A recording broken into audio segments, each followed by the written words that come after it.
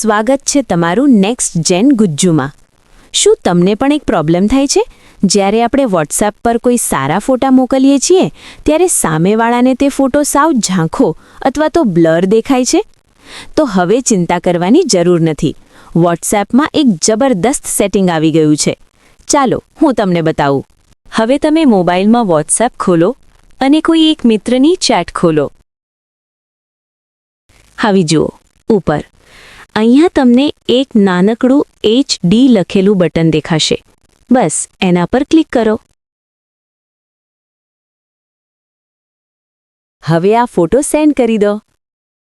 જુઓ ફોટાની નીચે લખાઈને આવી ગયું HD।